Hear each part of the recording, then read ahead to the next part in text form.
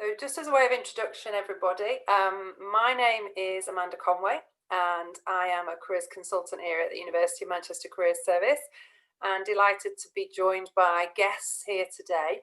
I'll introduce our panel in a moment, but just to say my colleague Louise Setti is here as well, and Louise is going to be manning our chat box for us today.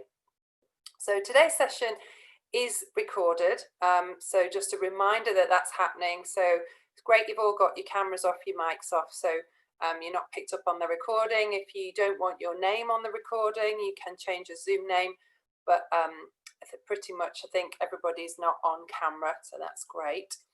Our aim today is really to talk to you about psychometric tests, and really pleased to have our panel here with us today who are able to share their experiences with you as recruiters, as graduates, and to answer any questions that you've got.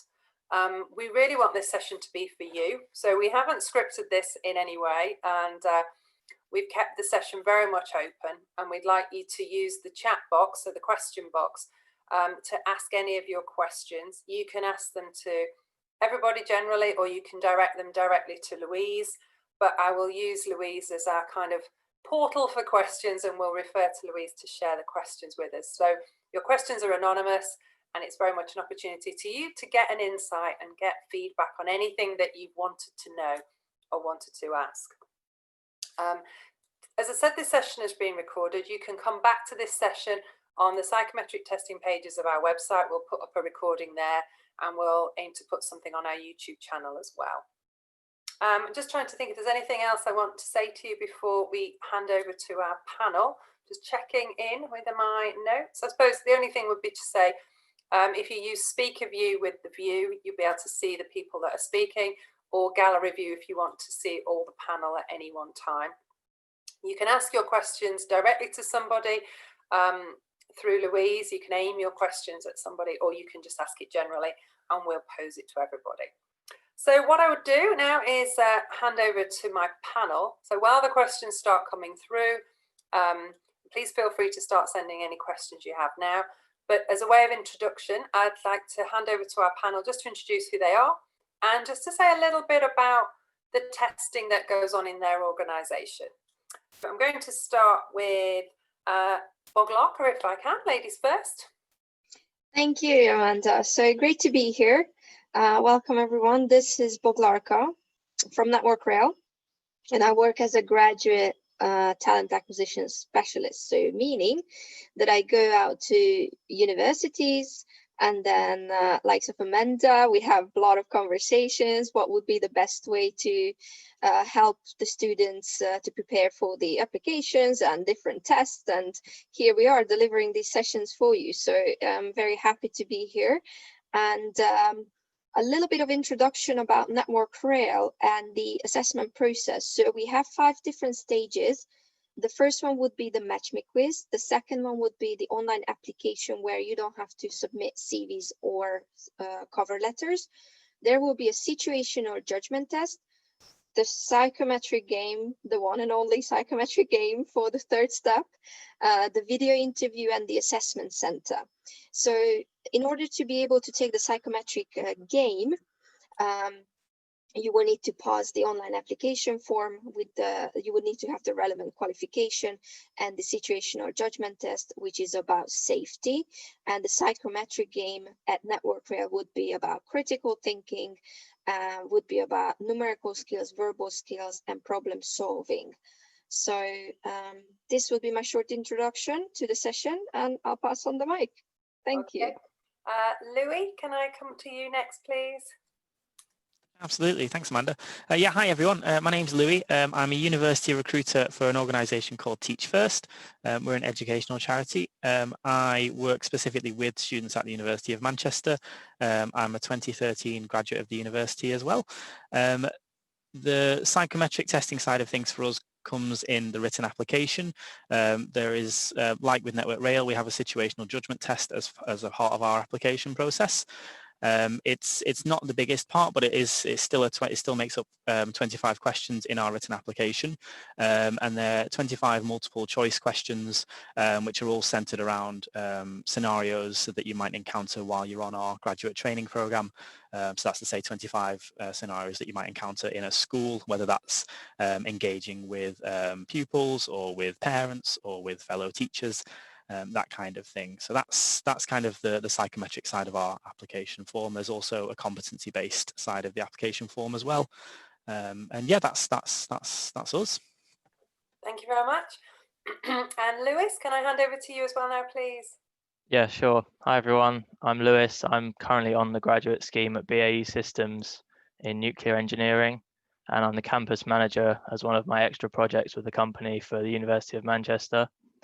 At BAE, we have situational judgment testing, numerical testing, and verbal reasoning testing, which is the second stage of our application process after an initial application form, including a CV and a cover letter.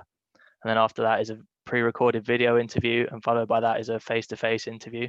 Although currently, due to the circumstances, these are being done via Skype or some sort of platform like that. So that's all the testing that we do at BAE.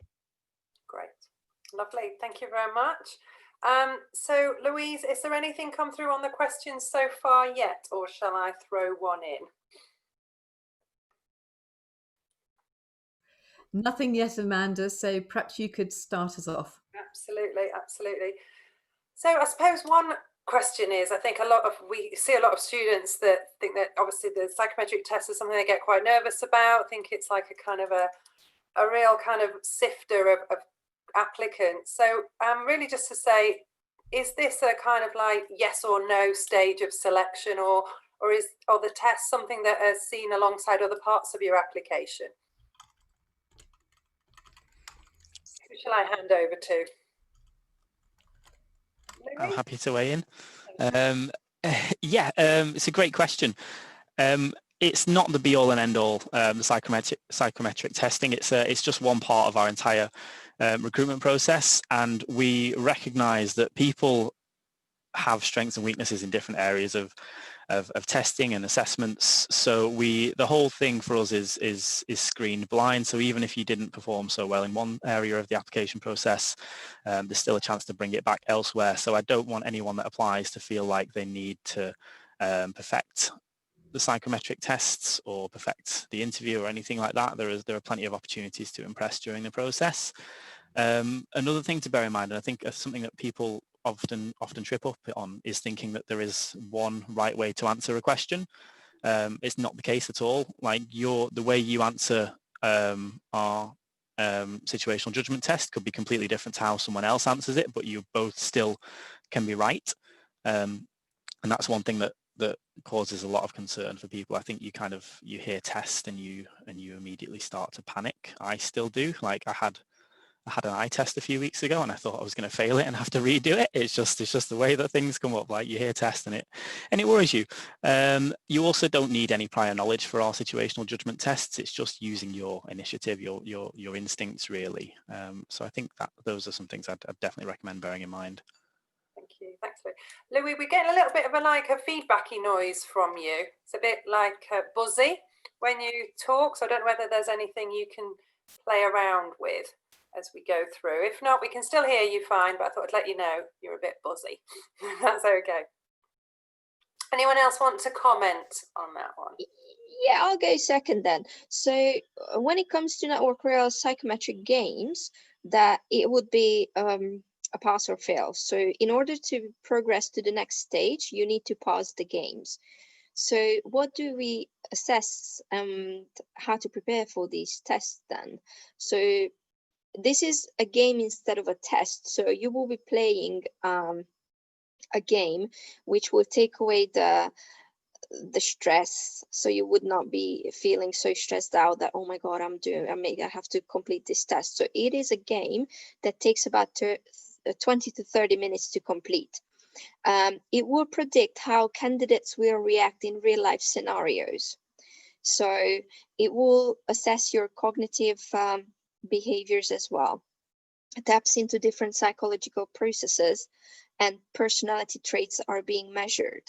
So that's important to keep in mind when you go through these tests, just to give you a little bit of insight what to expect, and in order to be successful with these tests. So for us at Network Rail, you must pass the games, psychometric game, in order to be able to take part of the video interview, which is the 4th stage. Yeah, it's similar. It's a pass or fail sort of thing, but it's a combined score over 3 tests. So you've got the numerical, verbal reasoning, and the situational judgment test. So you've got to score a certain mark out of, well, as a percentage. So you could not necessarily do as well in one, but make up for it in others. If you're more confident on the math side, then you can perform extremely well in that, and maybe you can drop a few marks elsewhere. So I think it takes the pressure off of any sort of specific individual test. But at the end of the day, you do need to get a certain mark out of the three tests that are prepared. So it's still very much an important part. And obviously, the better you do in that, it means you can drop more marks on maths or verbal reasoning. So it's something that's crucial, but at the same time, you can make up for it in other areas. Great, thank you very much. So I guess different approaches by different organisations, and that's something we hear as well. For some organisations, the test can be quite early on in the selection process, for some it can be a little bit later, and it may or may not be taken into consideration with other selection stages as well. I think there's some questions coming through, Louise. Yeah. Anything? The first one was asking, do psychometric tests form part of the recruitment process for placements? At Network Rail, yes. So whether someone applies for graduate, year in industry, or summer placements, the application process is exactly the same. So they need to go through the same application process. There's one more thing I'd like to add to the psychometric games. The nature of psychometric games is that because there are no set questions, instead you're playing a game, it's very hard to fake it. So it will give us a very authentic review of your behaviors and thought process and everything. So, and which is what we would like to see as an employer, and it's a way better for you as a candidate as well, because it will help both you as a candidate and it will help both us as an employer to see who would be the best fit for the company. So there is both sides. It's a win-win situation. With regard to placements, obviously Louis, Teach First is a direct sort of entry into the grad role. Is there anything through Teach First that would also involve testing? There isn't, no. So we do offer 2 undergraduate programs, but neither of them require a psychometric testing. Psychometric testing is a key part of the application process there. Great. And Lewis, what about with BAE?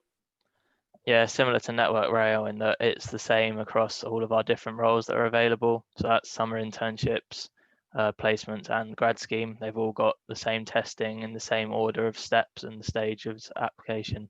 So yeah, same process. Great.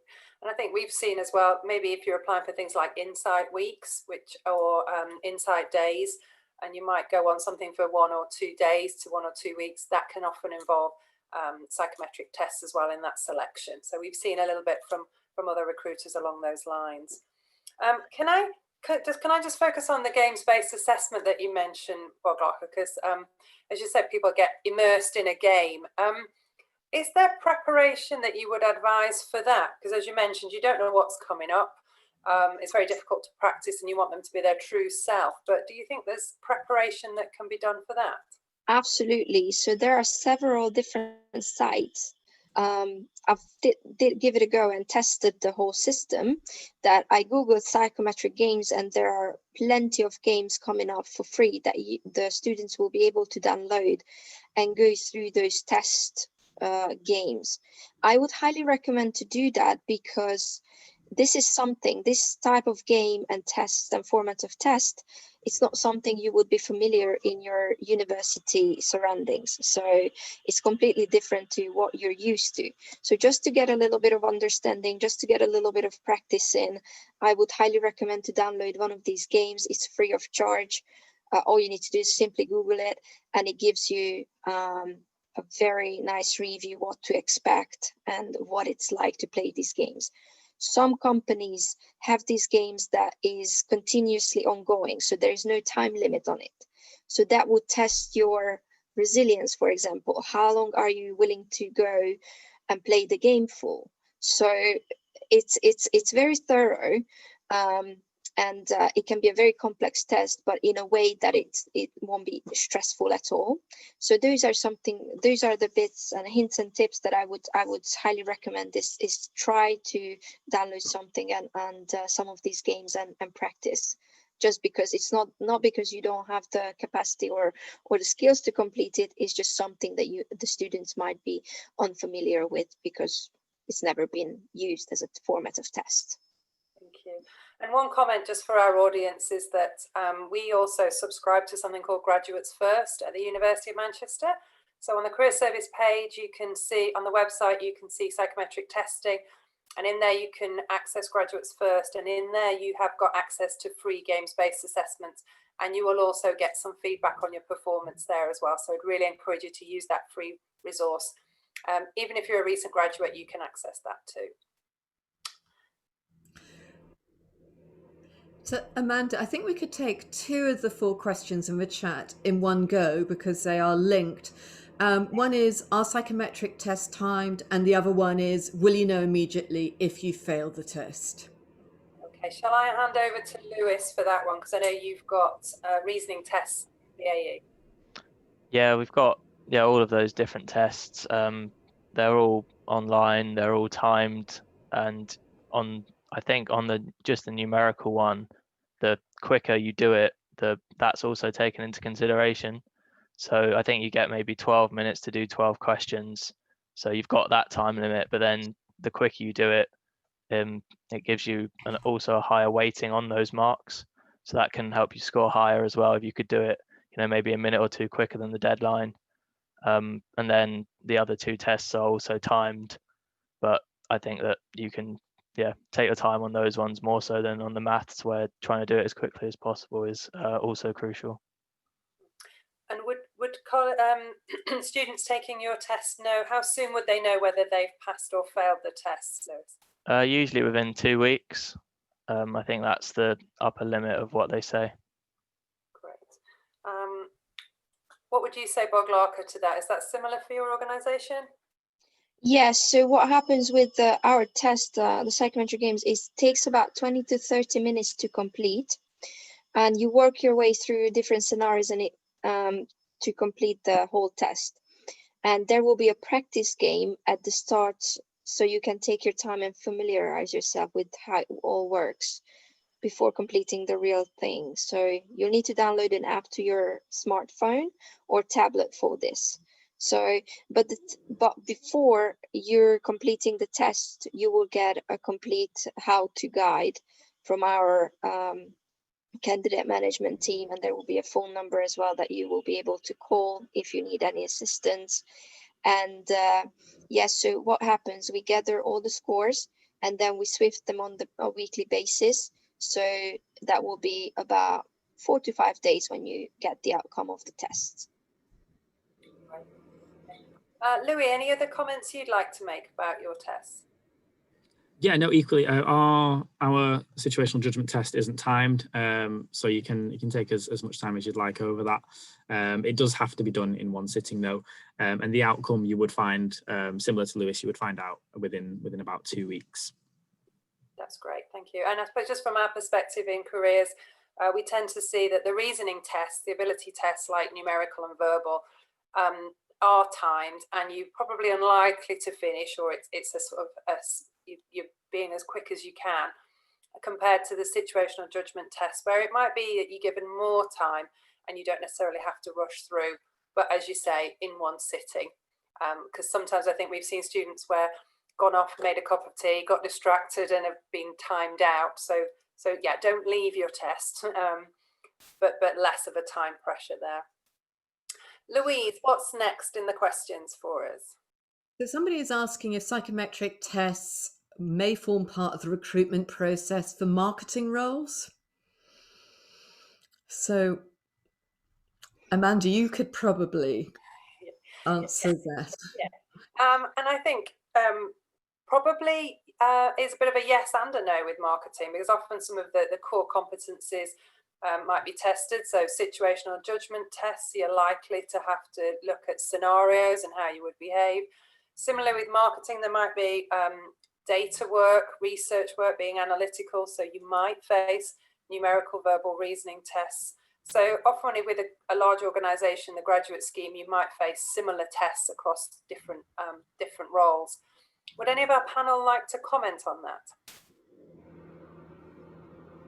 Yeah, so same. I would say that most companies have started using psychometric tests or psychometric games. So regardless the nature of the role, because as I said, it's a very simple way to test the candidates and how authentic they are on their application, for example. So definitely, I'm absolutely sure it will come up in marketing roles as well. Thank you. Yeah, just quickly on that as well. We don't necessarily have specific marketing roles. We have sort of commercial roles and HR roles, but the testing is standardized across all of the roles, across all of the different scheme opportunities. Absolutely. Thanks, guys. And I think, as you say, there are some core competencies that are being tested, maybe less sort of role specific, but then the situational judgment test may look at any role specific kind of behaviours if that's what the organisation is wanting to do. So I would say, yeah, prepare for testing for lots of different roles. Louise? So somebody is asking about how will psychometric tests work now that everything is online? Will we do them through Zoom? So, yeah. For example, at Network Rail, that's a great question, because that's something that students always want to keep in mind, how to prepare, what technology they would need. So at Network Rail, there will be a link sent to the students, the candidates, and that link will be an application that needs to be downloaded either on a smartphone or a tablet. So once that's done, the candidates will be able to log in with the details provided, and then there will be a practice game, and then there will be the live game to complete. So I don't know how other companies go by this. Maybe someone else would like to comment on this. Yeah, well, we don't have the games similar to Network Rail, but all of our testing is done online anyway from a psychometric point of view. So ours would be the same. It's just a test where you click the answers on the screen. You might have a sheet of paper in front of you where you want to do your working out and that sort of thing. But in terms of the testing, it will stay the same, just clicking on the boxes which you think is the correct answer, or putting certain words in certain orders and that sort of thing. So just dragging, but it will all be on your computer. The only difference is that rather than coming onto site and having a tour and then doing a face-to-face interview, these will just be done via something like Zoom or Skype. Thank you very much. Louis? Yeah, our situational judgment test was previously online and continues to be so. It's just done through our portal. The only change to the application process is that our selection day is now delivered online as well through Zoom. But yeah, the psychometric test remains the same. Great, thank you very much. Anything at the moment, Louise, or shall I throw one in? No, there's nothing, but I'll throw one in. Throw one in, yeah. So Amanda and I are aware that situational judgment tests are being used by a growing number of employers. What do you think is the best way to prepare for a situational judgment test?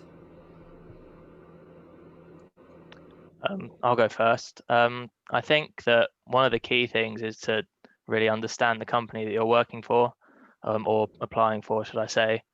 So looking at what the company does and what you think will be important to them, and looking at maybe the sort of about us or the corporate values page and that sort of thing. Because I know that at BAE, it's obviously a defense company, so security is something that's really crucial. And so when you're answering the questions for BAE's situational judgment test, if there's anything that's about security, you know that that's going to be the number one. Or if it's an engineering role, then safety is going to be up there as well. Whereas if you're working for maybe an accountancy company and that sort of thing, these values are not going to be as important. So it's about really focusing on the company that you're applying for at that time, understanding what values they have and which ones you think will be most important, because then you can prioritize those in your answer and ensure that you're consistent throughout your answering. So if you say that something's really important, and then in the next question, when they ask the same question but in a different way, if you then say it's sort of middle importance, then you've got inconsistent answers. And that's something that they really look for in these situational judgment tests. That's really useful insight. Thank you, Lewis. Anyone else? Boglarka? Yeah, absolutely. I can only echo this. So researching the company, like for example, Network Rail, obviously we're taking safety very seriously. So we have a safety vision document available on our website that can be downloaded before these tests, and just be familiar what we do.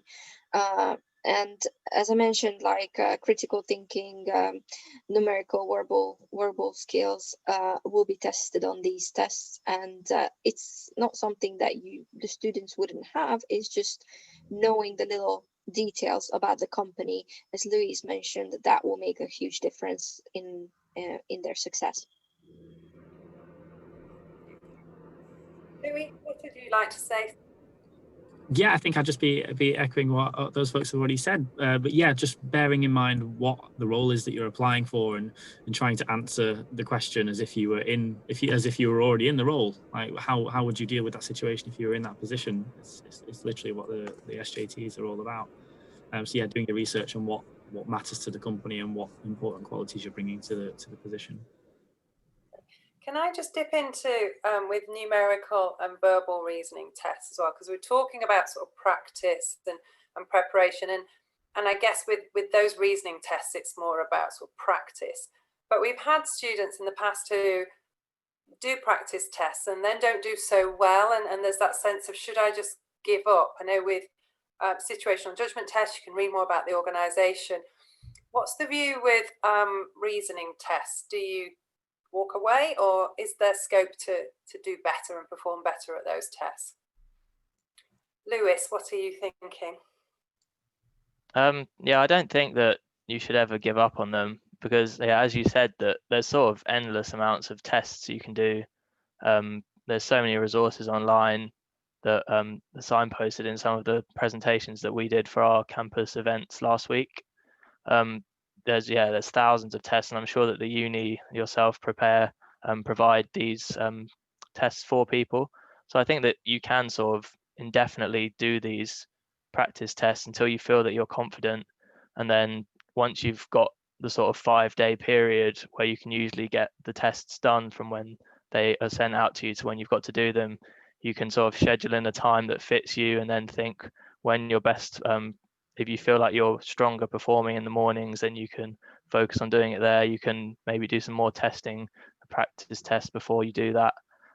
There's some flexibility in it, and I think that you can do things more than just practice, which will also help you. As I said, picking a time that suits you well. Maybe you're more relaxed on the morning or on a weekend, and you can do your test then. But yeah, I don't think that you should give up.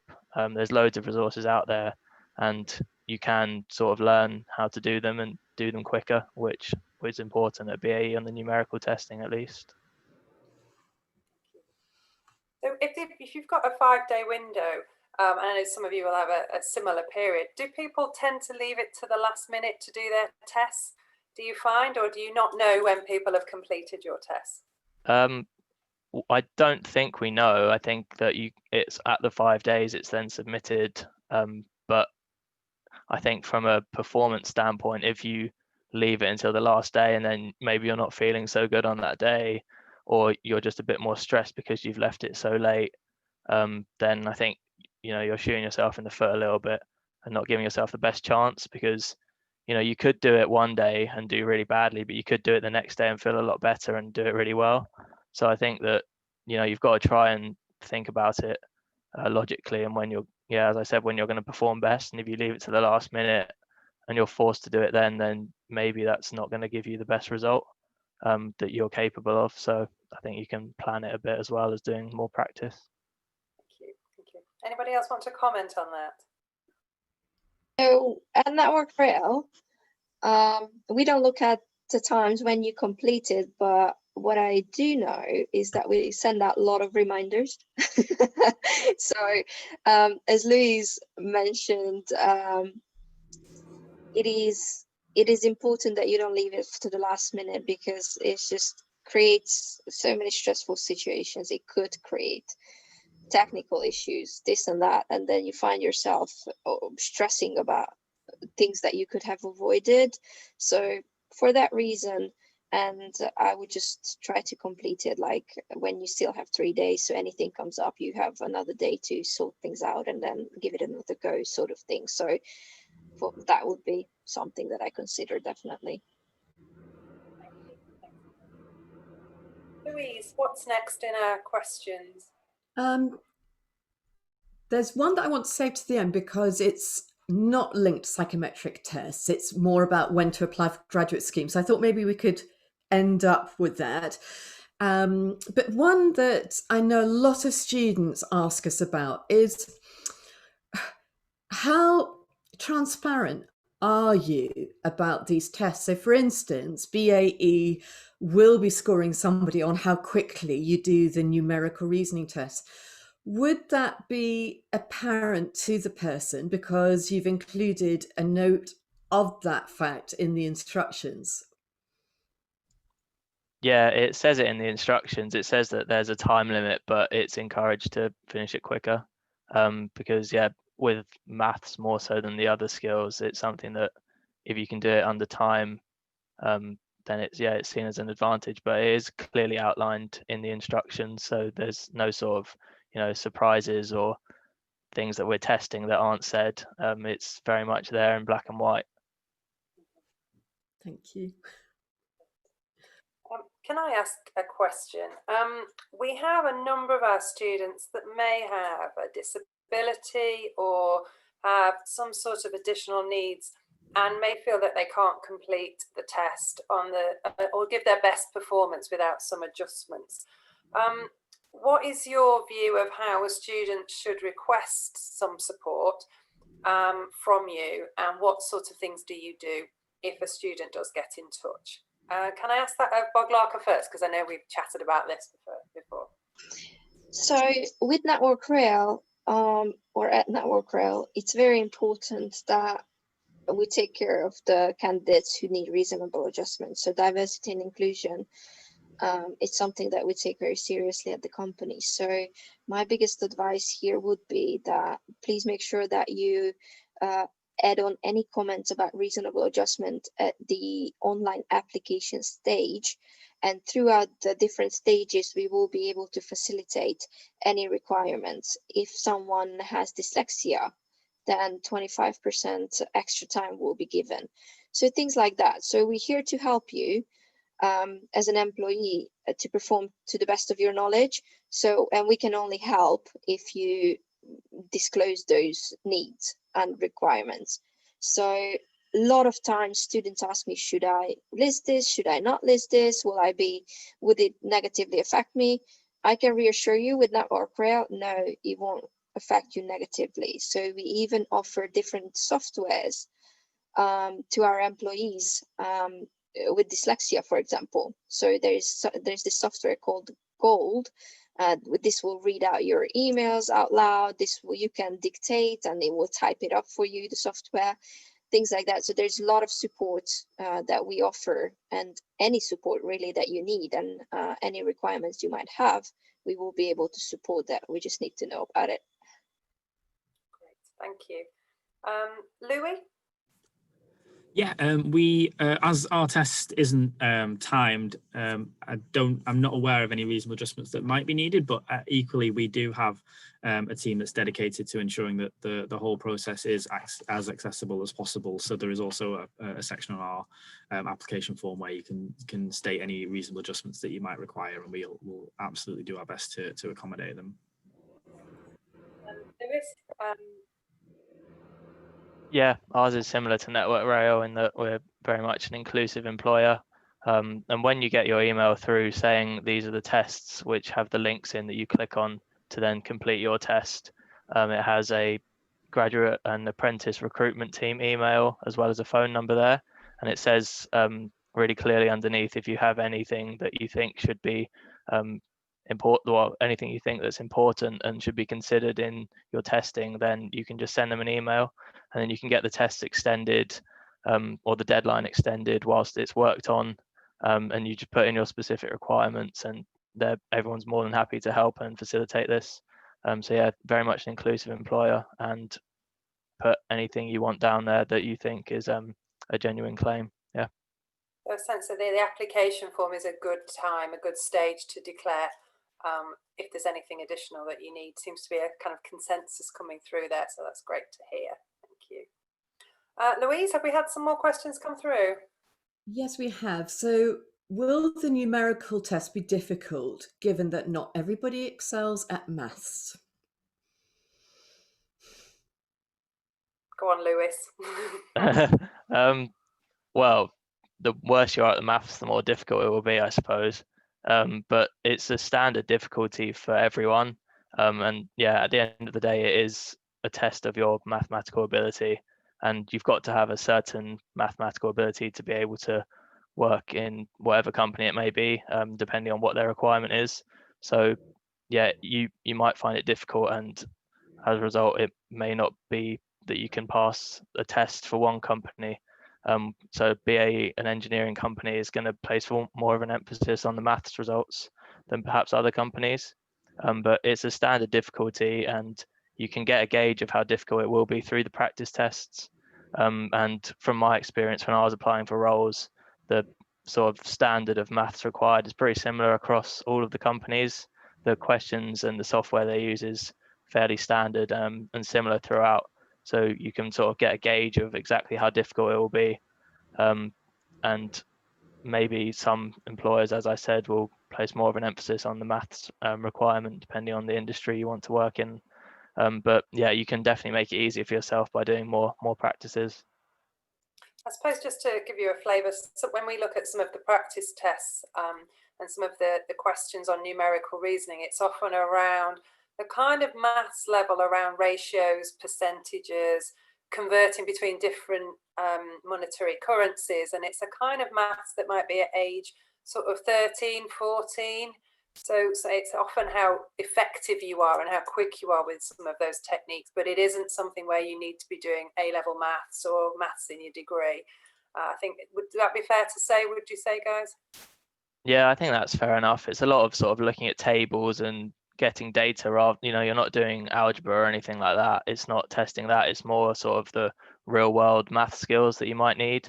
So getting data from charts, and as you said, converting currencies, and just trying to do sort of like understanding exactly what the question's asking, finding that specific piece of data rather than, trawling through all of it, which means that you're not going to get the question done in time. So yeah, as you said, it's sort of lower level maths, but there's definitely time pressure on it, and yeah, finding correct piece of data and that sort of thing. So it's not too difficult, and practice is definitely important from that regard. Okay. Thanks, More Louise. questions? You got another one for us, Louise? So somebody's wanting to know if you can request feedback on your performance after you've done tests. Louis. It's very difficult when we've got a Louis, a Louise, and a Lewis, isn't it? Really inconvenient names, but it's a great question. Unfortunately, we are such huge advocates of sharing feedback off the back of people's applications, but the testing is the one part that we aren't able to offer feedback on. So we can offer feedback for the written answers and for the face-to-face assessments, but not the psychometric testing, because it's, I believe, I'm not 100% sure, but I believe it's done automatically. And because there aren't specifically right or wrong answers as such, it's more difficult with our situational judgment tests to be able to offer feedback on those. So the short answer is no, I'm afraid. Boglarka? Yes, so for Network Rail is very important to provide feedback, making sure that the students can improve. So yes, any stage of the application process, they will be able to request feedback, and we highly recommend it, whether it's been a successful one or whether they failed the assessment process. So it's there for, they can ask for it. And Lewis? Yeah, you can request feedback at all of the stages, similarly to Network Rail, but it's not something that is provided straight away when you get your, so you'll get a response from your test and it will say you have passed and you're on to the next stage, or you have failed, but there won't be any feedback there, but you can request it. I'm not sure exactly on the timescales and that sort of thing, but I know that you definitely can do that and get your results and or see which areas you can improve on. But similarly with the Teach First, the situational judgment test, we're not allowed to provide feedback on, and it probably wouldn't be that useful to get feedback, because you could do one test for one company which could be completely different from another. So the feedback that you got would be only specific to that company and may actually make it more difficult for you in the future. Yeah, just a comment from us as well at the Careers Service. If you do use Graduates First, which is the practice site that we pay for, you do get feedback, and you can go in and you can click on the questions that you got wrong in the test, and you can actually see how you should have done it and what the correct answers are, or the workings for numerical.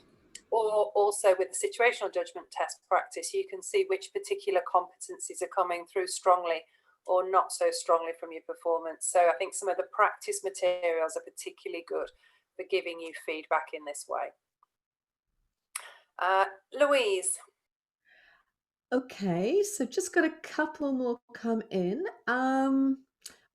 So which industries ask for which kinds of psychometric tests? And they're particularly interested in management consultancy. So yeah, that's an interesting one, isn't it? It can vary, as we know, but any thoughts? Anything from our panel, and then we'll comment.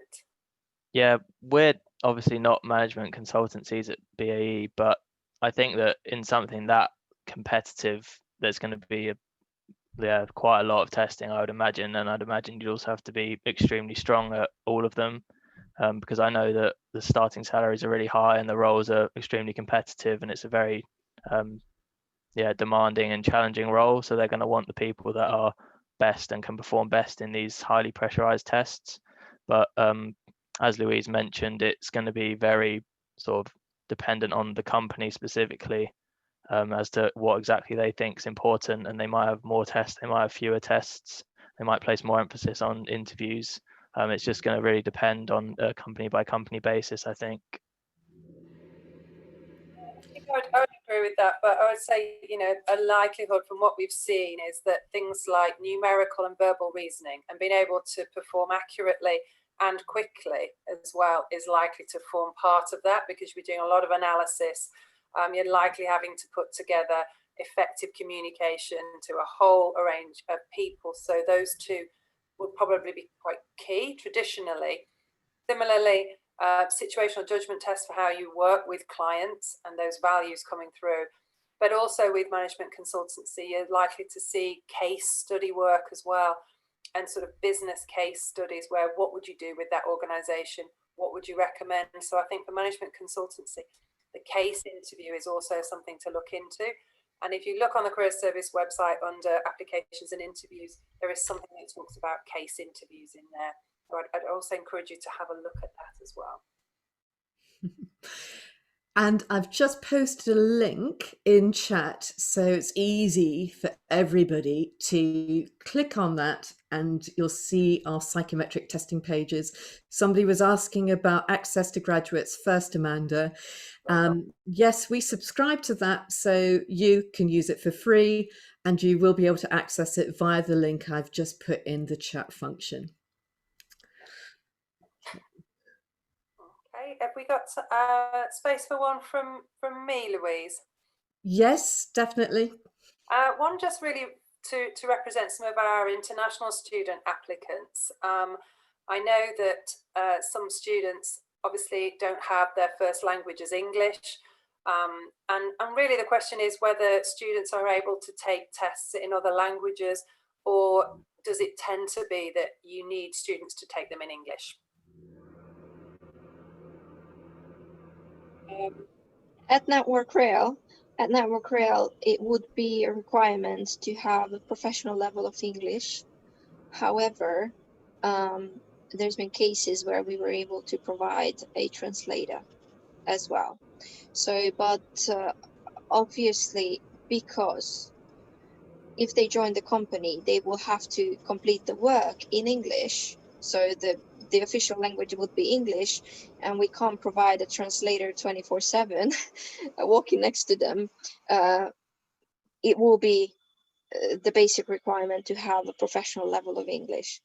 To be fair, if a student went through their degree in English, they will be fine. They will be absolutely fine to complete these tests. So there's no trick to it or hidden angles to it. So if they have that, it's, and linking back to the math problems as well. Like, so if you passed your A levels and then you're at university, you will be absolutely fine.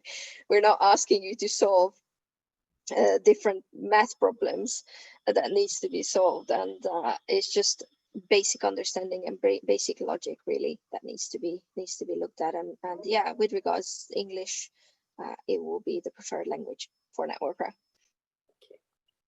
Lewis? Yeah, so a requirement is to be proficient in English, but you can do the tests in a range of different languages.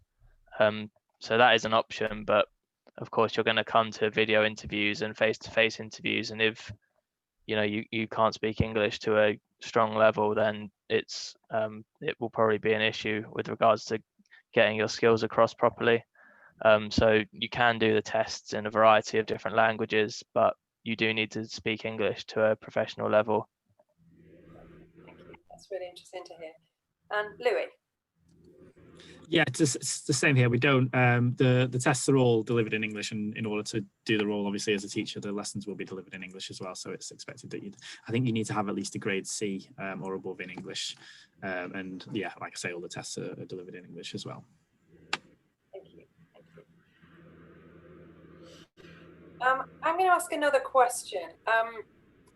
What's your best piece of advice that you would give to students looking ahead at tests and potentially being a bit nervous about the whole thing? Because we do see a lot of students that, this is a kind of the testing time, if you like, and no one likes tests. What piece of advice would you give? There is nothing to be stressed about. So definitely no. It's not as complicated that it seems. I don't know if it's made out to be or seems to be. It's like, have you ever played Candy Crush? Like there will be just type of games that, at least for Network Rail, that they will need to play. So it's nothing outrageous. It's just a matter of not having experience in these games. So as long as the students prepare, just to reiterate that, read about the company, take those tests that's been shared in the chat room, and they will be absolutely fine. So it's no point to overwork yourself and work yourself up to a point where you can't think straight, thinking that, oh my god, it's a psychometric test, I have to take it. It's not as difficult. It just takes a little bit of preparation, and then you will be absolutely fine.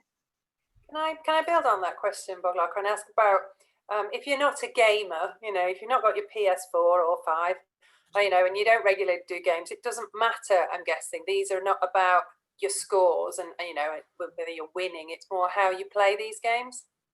Absolutely. So absolutely, as I mentioned in the beginning of the presentation, so these games will predict how the candidate will react in real life scenarios, and taps into different psychological processes, cognitive processes, like logical, how you think logically, and what would be your thought process, and different personality traits that being measured.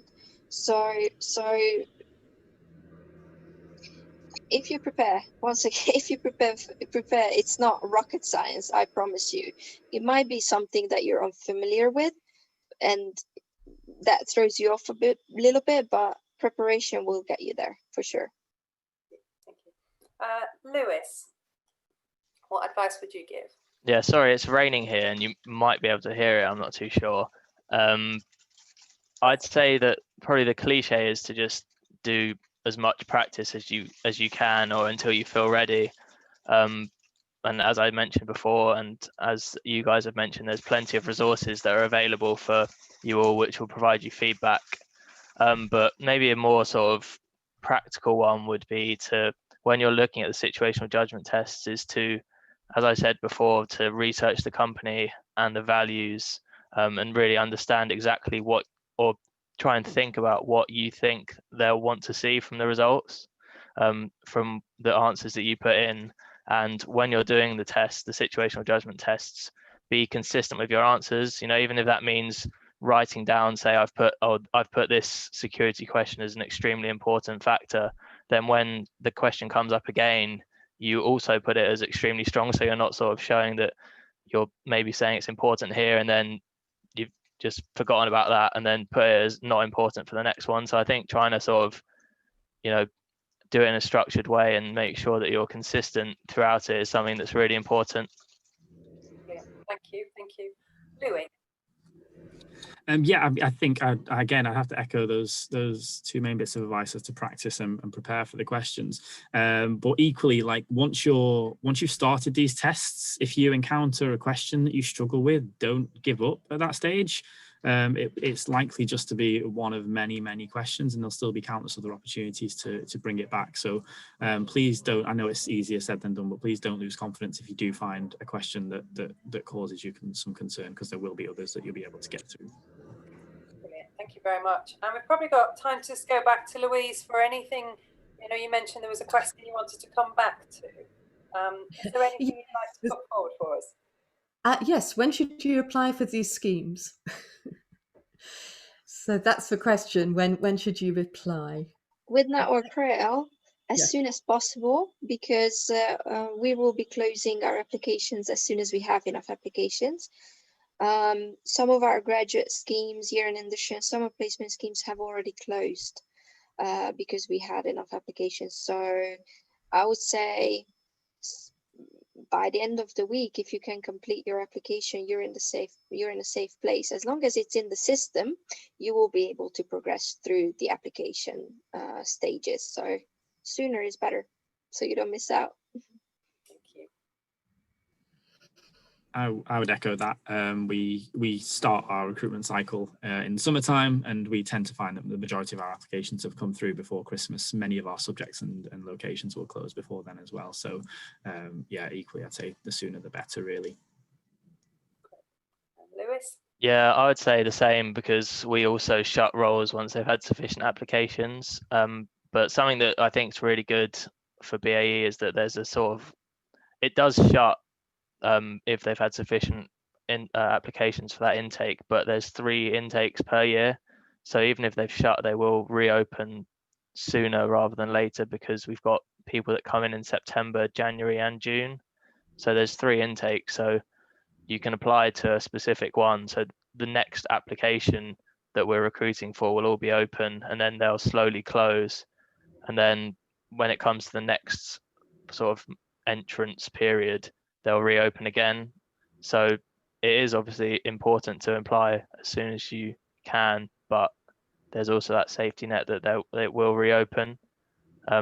Although having said that, some roles will only be maybe twice, 2 out of the 3 intakes or 1 of the 3 intakes. So yeah, I would say apply as soon as possible, really, because they will shut once they've had sufficient applications. That's great, thank you. Louise, is there anything else in the chat function, or do you think that's everything? No, we've covered the questions. That's great, thank you.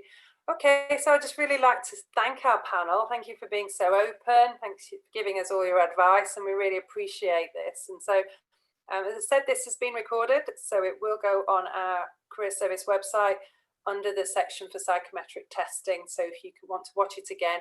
But a big thank you, Lewis, Boglarka, Louis and Louise. I'm never having a panel with 3 L's again, I don't think. But thanks very much. We really appreciate your time. And I'm going to close the session now, if that's okay. Cheers. Bye-bye, everyone. Bye, everyone. Good luck with everything. Thank you.